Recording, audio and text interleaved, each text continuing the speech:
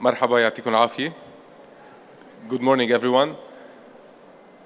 I'm glad to be here, part of this really interesting talk. And it would be great if we can start sharing the presentation so I can start sharing my talk. In the upcoming 30 minutes, we will dive together into what has been happening in terms of patents landscape, inventions landscape related to the agri-food and to the agri-tech, and then understand how business clusters, economic clusters, are fosterers, are adopters for these patents and these inventions. So the talk relates to from patents to practice, how business clusters drive the next wave of sustainable agri-food innovation. So technically, we will understand what is being happening in terms of patents landscape throughout the last 2 decades, from the early 2000 until now. We will understand how to move forward in terms of how to valorize and how to adopt these inventions, and then what is the role of business clusters in adopting this innovation, with some deep dive into the GCC and specifically UAE context. And definitely, finally, we will be discussing some challenges in terms of how can we really be succeeding in fostering innovation throughout business clusters. As you might know, by 2050, around 60% of the current supply needs to be increased to satisfy humans' consumption demand. So by 2050, we expect to increase at least 50% our current production volumes. But definitely, as we all know, we are currently suffering from water scarcity, from resource management, resource scarcity, and definitely resource use efficiency. In the agri-food sector, we currently have around 10% of the global patents filing related to agri-food during the last 20 years, which accounts at around 1.5 million patents. So based on the World Intellectual Property Organization, we have more than 1.5 million patents filed throughout these last 20 years. So if we do some radical thinking on this, we understand that the challenge is no longer invention, it is adoption and scaling. So we need no more inventors. Definitely, inventions are always welcome, but we really have a lot on our plates. We need to know how to digest this invention and adopt them and scale them. And this is exactly where business clusters come in to bridge innovation to impact. In the early 2000s, there was a clear focus on chemicals within the agricultural sector, within the agri-food sector, throughout chemical fertilizers, chemical preservatives, and so on. Moving forward through the 2010s and forward, there has rise in biotech and genomics for crop resilience, GMOs, and so on. And 2020s and forward, there was a rise in the artificial intelligence, Internet of Things, sensors, and climate smart farming. And if I may just stop for a few seconds on this slide, I really believe that this is a genuine evolution of the patent filing. So what market was in need for is what was being invented. So we really needed to produce more, to really be more efficient in terms of space, in terms of productivity in the early 2000s. And this is where chemical pesticides and so on were on the rise. Now, moving forward throughout the 2020 until now, we really are feeling and sensing the urge for climate adaptation related interventions, and this is where inventions have started to grow. In fact, biological and environmental patents now outpace chemical ones. I will not delay on these couple of slides, but it's very important to understand the portfolio of the inventions filed by the World Intellectual Property Organization, and this is the latest numbers. This is the latest numbers back in 2024. So we see that supply chain management in the food tech is really receiving a high interest in terms of patents, followed by food chemistry, food technology, consumer technology, food services, and delivery services. At the Agritech landscape, it's very important to note that until now, the highest number of patents relate to pest management and disease management, followed by some crop adaptation and genetics, so GMOs, connectivity, sensors and smart farming, livestock management, animal farming management, and so on. So we have a wide range of patents which are there, and they are really dynamic. So they are really urging based on demand. So if we stop now and rethink about the demand, it's important to note that some patents have been stable across the last 10 years, and some have doubled its occurrence and its invention. Meanwhile, the pest and diseases management inventions have kept a steady growth at around 4,000 invention, definitely shifting from chemical pest management into biochemical and biological pest management. We see other types of invention, definitely such as connectivity, sensors, smart farming, doubling the amount of patents, doubling the amount of invention due to the urging demand of smart agriculture. We need to be really efficient in terms of our productivity. Mapping and imagery has also increased, precision agriculture, robotics and drones. So these are really important indicators for us, for myself as a manager of a business cluster, to understand where to guide the businesses, where to guide the SMEs, with which academic and research institute to link, where to focus, as this is the future. So moving forward, it's important to understand that at both Agritech and Agri-Food levels, so covering innovation from farm to table, we have a set of priorities on where are we heading in terms of invention, innovation, and what can be adopted, and what is being adopted so far. So at the agricultural level, definitely digital and precision farming, climate smart agriculture, soil and biological inputs, controlled environment farming, agri-robotics, and genetics and breedings are on the rise. Most of these innovations are being adopted already, are being in place, and they are being customized, localized for the local context of each SME and each context. At the food tech level, alternative proteins are here, and alternative proteins are here only to grow. Animal meat or animal protein will always be, in the upcoming 30 to 40 years, the #1 source of proteins. However, alternative proteins percentages are really picking up, and ideally they will cover around 30% of the protein consumption at the human level in 2050. And this is a big return on investment. This is a big CAGR rate for those willing to invest in environmental friendly production manners.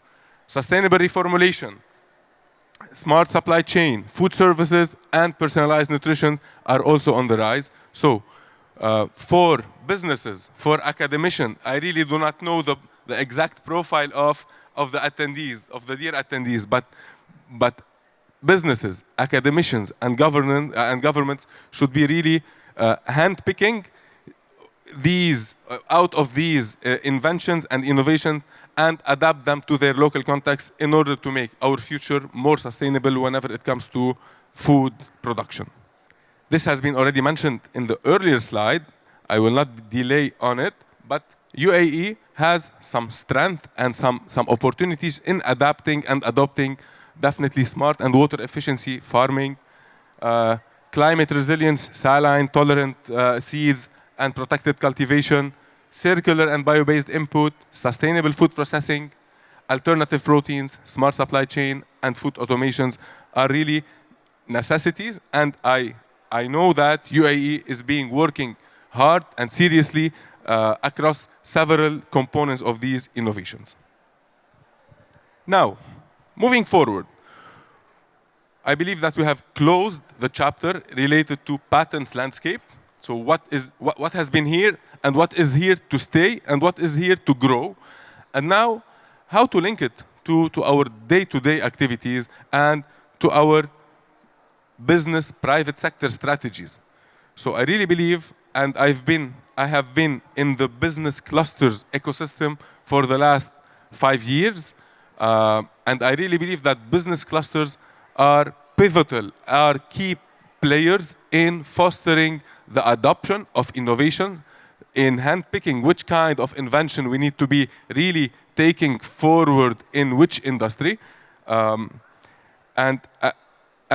there is only a room to grow for business cluster. In fact, for those who know, in September 2025, the UAE government has already set the national policy for business clusters for the upcoming years until 2051. So it is in alignment with the food security strategy of the country as a main pillar. So business clusters are being acknowledged as a main pillar to foster the food security agenda in the UAE, and this has been adapted from international key players. So EU, the European Union, has already been around business cluster during the last 20 years. We will see some numbers about the impact of business clusters already set in Europe, and UAE government is really ambitious about business clusters. In fact, the government has set 5 sectors priorities, among them the food sector, with an $18 billion per year of support for these business clusters. So UAE is really serious nowadays in moving forward with business clusters as a main fosterer for innovation adoption and for economic growth. So what are business clusters? I assume that many of you are not familiar with business clusters. Myself, after 5 years of being the cluster manager and now the executive director of a business cluster in Lebanon, I always try to explain my work, what I do. I define on a day-to-day basis business clusters. So based on the United Nations Industrial Development Organization, clusters are geographic concentrations of interconnected enterprises and supporting institutions that work together. They do some co-opetition, so they collaborate and they cooperate within a competitive aspect to increase productivity, innovation, and competitiveness, while definitely advancing the inclusive and sustainable industrial development. So UNIDO defines clusters as a powerful mechanism to strengthen SMEs' competitiveness, stimulate innovation, and enable green and digital transition within the industry. I hope now business clusters are more defined in terms of what we do. So in more simple words, business clusters are agglomeration of companies within a specific geographic area or a business interest. So they work all together to uplift the business and the industry and the reputation of the business and the industry. So today I'm here with around 12 industrials in Lebanon at the Lebanese pavilion. You see, many of them do the same, provide the same offering. So they do hummus, canned hummus, or powdered hummus, or whatsoever hummus.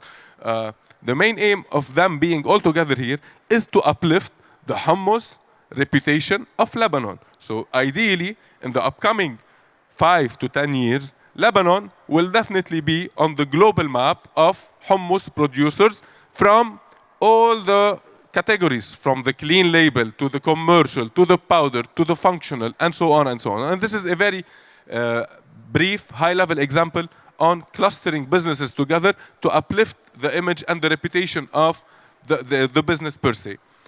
This example can definitely be replicated with respect to other objectives and other scopes, such as green transition or digital transformation of a specific sector and business. So in Europe, which has been adopting business clusters since the 90s, now data is really set and clear. So based on the EU Commission, 1 out of 4 employees in Europe belongs to an employer belonging to a business cluster. So this is one. So around 25% of the manpower in Europe works within a business cluster's setup. Productivity increases within business cluster between 15 and 140% depending on the efficacy of the business clusters. And access to market, this is the easiest part where business clusters showcase increased revenues and export. At my humble level, so I have showcased QOOT as a case study. So QOOT is Lebanon's first agri-food innovation cluster. We have started with 7 companies back in 2018. Now we are more than 130 companies working all together across value chains, from farmers to processors to exporters. We do several contract farming initiatives as main connecting actor between farmers and processors, eliminating third parties, eliminating distributors, and increasing the benefits for farmers and for producers. We have a set of green transition project with the EU. This is a typing error, so we have already trained 140 SMEs across several priorities. We have established the National Agri-Food Innovation Award with its 3rd edition this year to acknowledge innovators, to acknowledge green transition adopters and patent adopters. And we have definitely a proven impact throughout our years. So moving forward, we have a set of priorities to really adopt green transition and to really adopt competitiveness component for our members. At the UAE level, and this is what I have been mentioning earlier, the Ministry of Economy and Trade has set a 3-year target for economic clusters, specifically for the food cluster, which relates to increasing 33% the GDP from the agri-food sector by clustering businesses together, increasing the trade by 15 billions throughout the 3 years, and by creating 20,000 plus jobs, which means 18% more jobs within the agri-food sector throughout clustering and so on. So business clusters are here. Business clusters are really proven to be efficient models to grow businesses, and whenever you grow businesses within a specific direction, green transition takes place efficiently, resource management takes place efficiently, and patent adoption takes place efficiently. So in fact, the GCC has a current momentum related to fostering business cluster. So a national policy is set in place. The food security strategy is already set in place and moving forward. There is a set of innovation hubs and a set of supporting institutes. So we only need to be moving forward. Definitely, la vie n'est pas en rose. So life is not always as easy, and the objectives are not easily reached. And this is where challenges might take place. So I do not want to end my presentation in a pessimistic way, but we need to be realistic that challenges would appear and would take place, and we need to understand how to mitigate. So at the policy and governance level, we might have a lack of unified governance model and long-term sustainability mechanism. So we might risk that business clusters in UAE or in any other country might become a branding tool rather than a true economic beast, a true economic ecosystem. At the innovation and knowledge ecosystem, we know that R&D environment, R&D ecosystem in the UAE is building up. So we might have a fragmented R&D environment, weak university, industry, and a policy-making collaboration, limited IP commercialization, and technology transfer. So all these components are building blocks for a successful and impactful clustering, and therefore knowledge transfer from patent creation and invention to patent adoption. Private sector and SMEs readiness, and this is one of the most important weaknesses at my personal Lebanese case, SMEs are not used to collaborate together, are not used to work together. And in fact, unfortunately and fortunately, for those who know, Lebanon has been suffering from a serious economic crisis, and this crisis was a catalyst for SMEs to collaborate together. So this, in fact, from unfortunate occasions, we might see some collaborative activities. Definitely, as you might need to have some data sharing initiatives. So it's really not easy to make companies collaborate all together. And of course, collaboration and the culture, it's a culture mindset which needs to be embedded, seeded now to be harvested later. Cluster managers are really of a rare expertise, which myself I have been really getting, let's say, sculptured to understand what is cluster management and how to deal with a set of stakeholders. And this is a real need at the global level. And definitely, knowledge sharing, cooperation between cluster members is very important and might be a challenge. So, overcoming these 4 big challenges might lead to an impactful clusters reaching the target of the UAE business clusters KPI set. I think that innovation only matters when it takes root. The UAE has the infrastructure and ambition to move forward within this context, and definitely ecosystems needs time, needs resources, needs knowledge. For those who were at the opening ceremony, the video mentioned 4 big keywords: vision, knowledge, harvest, and civilization. So from vision to civilization, it's a process, and ecosystem building is a process. So I thank you for your time. I really welcome any question, and I hope I met your expectations with this information. Thank you.